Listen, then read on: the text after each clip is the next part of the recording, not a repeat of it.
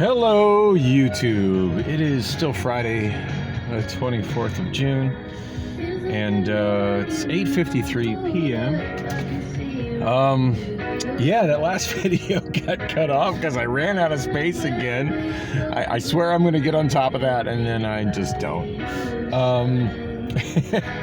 And what a crap time for it to run out too, as I'm getting ready to throw out my opinion on such a sensitive subject, which is not a laughing matter. I'm just laughing at my own absurdity and just the happenstance of it cut off like right then.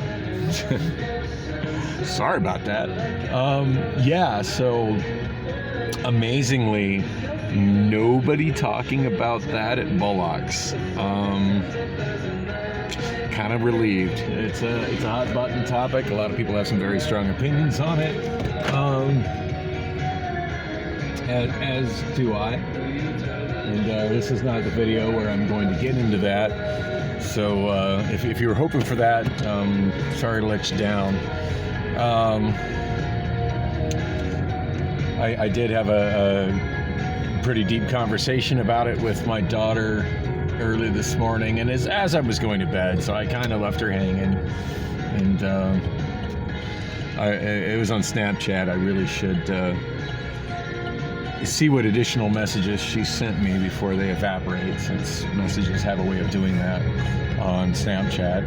And it's very possible that she noticed I haven't read it yet and just deleted them, because you can do that on Snapchat too, which to me is pretty weird. But anyway, yeah, I will talk more about that subject later, but this is, like I said, this is not the video about it. This is a video where I enjoy some local Tempe rock. Yeah, love the Gin Blossoms. Wow, kind of disappointed. I came out this way hoping I would maybe see some attractive working women, but apparently no lizards on the track yet. I did see Lizard Hunter's video from last Friday night, and apparently, like, once it cooled off, it was popping over here. So I might be a lizard hunter myself tonight, since there's no love going on at home. And oh yeah, Priscilla's still deep in the don't touch me. Actually, I should rephrase that. It's not all don't touch me. It's don't touch me whenever she's asleep and I'd like to, get a little something. Oh my goodness, my lens is totally like streaky. Hang on here. Stretch me nuts. That didn't make it a lot better. Let's try this again. It's a little better. All right, so, but yeah, like, she's coming constantly. Well, I wouldn't say constantly, but every so often she'll come lay down with me in bed and want to hug me, want me to rub her back and give me a hug. I want a hug, but it never leads to anything else. And I've told her, like, that's teasing me. That's a tease. I don't want to be teased. Like, if you have no intentions on following through, just don't.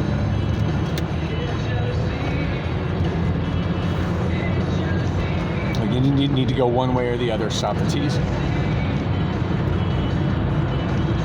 I'm fairly confident I'll find somebody else.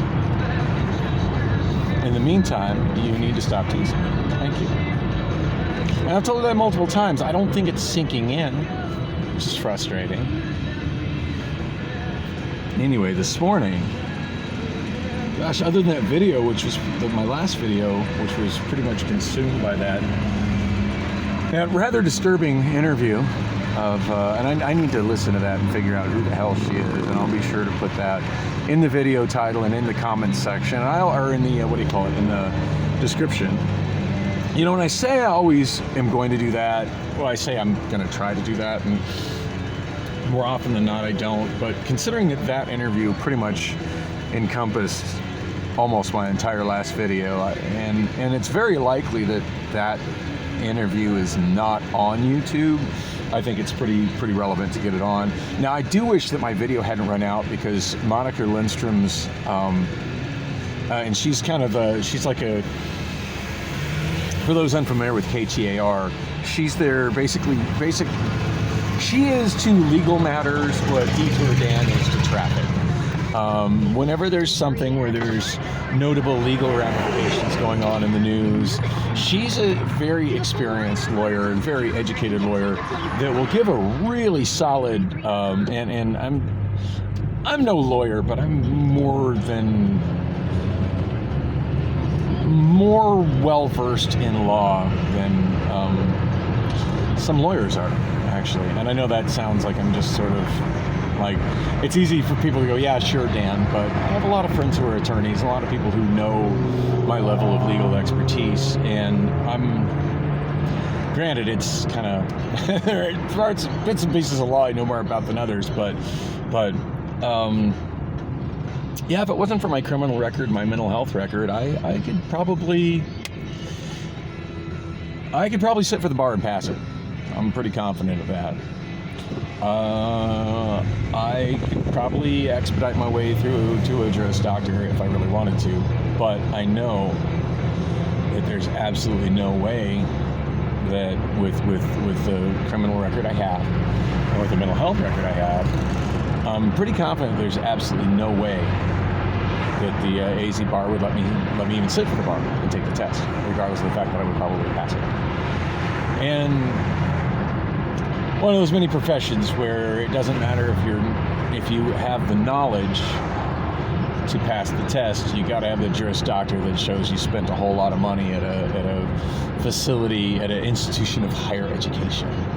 Yeah, shit like that. I hate the system. You know, people who are qualified should be able to be qualified without those kind of limitations. But that's the society we live in. Those are the limitations I'm faced with. So, and you know, I'd probably be miserable if I was a lawyer anyway. So there's that.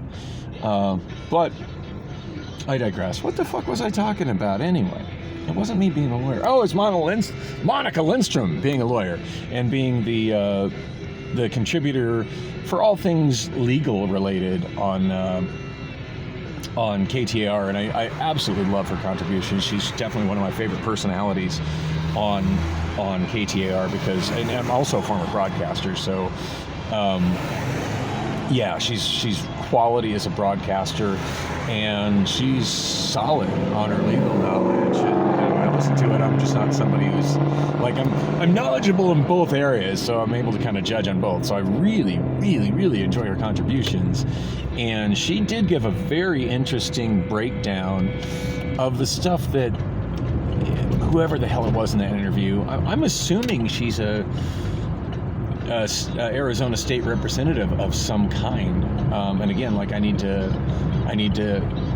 look that up. I need to listen to that interview again off my my vlog recording of it, and I need to make a point to actually write down her name and look up who she is, because generally speaking, and that's the thing, like, I hate the way that this topic is you're either for it or against it, because it's a lot more nuanced subject than that. But the fact that they try to make it, and by they I mean the people, try to make it to where you're either on one side of the argument or another, and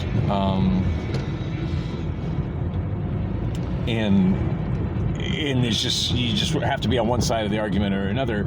I think taking nuance out of the debate kills it for everybody.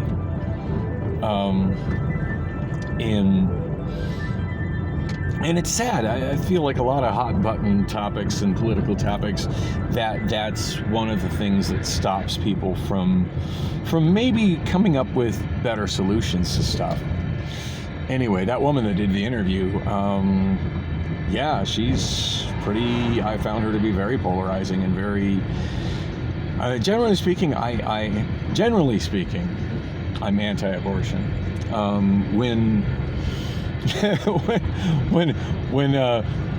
when it comes to making the hard decision, my opinion on it varies greatly depending on who I knocked up. But yeah, enough of that tragedy. Wow, Phoenix PD heading north on 15th Avenue. This is one of those funny little patches of really nice houses surrounded by a hood. Anyway, that said, I'm not hardline like the woman that was being interviewed, and I, like everything, there's a time and a place, and definitely in the cases of, you know, extreme cases of rape, yeah, that woman's been horrifically victimized. I don't have a problem with it in that circumstance. I really don't.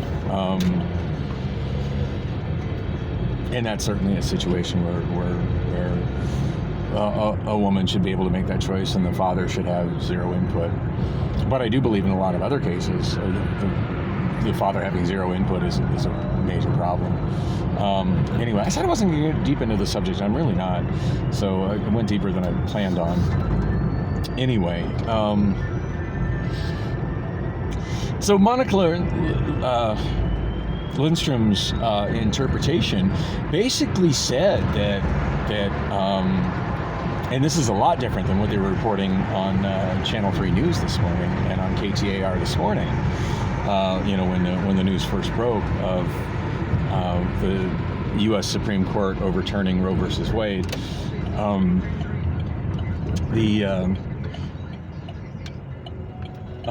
they were pretty much talking about the new law, which was just recently passed.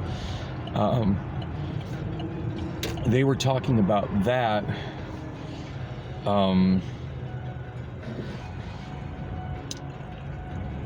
They didn't mention that it hadn't taken effect yet, so they were kind of making it sound like that was going to be the law for Arizona. So that's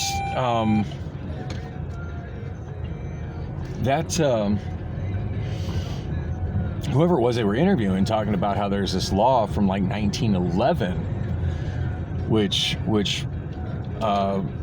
prohibits the termination of a pregnancy in any form and in any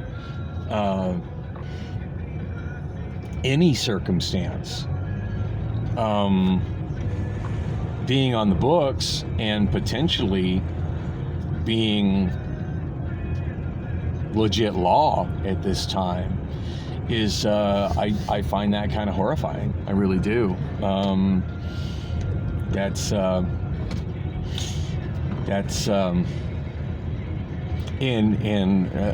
apparently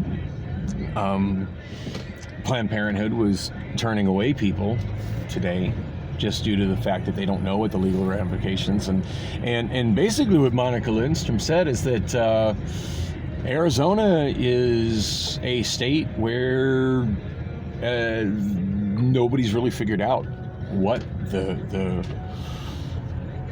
results are, how our laws are going to be affected by the Supreme Court.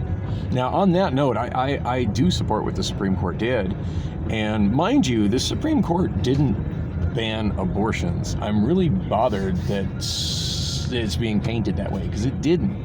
Basically, what they did is said, hey, there's no constitutional right to an abortion, and there's certainly not.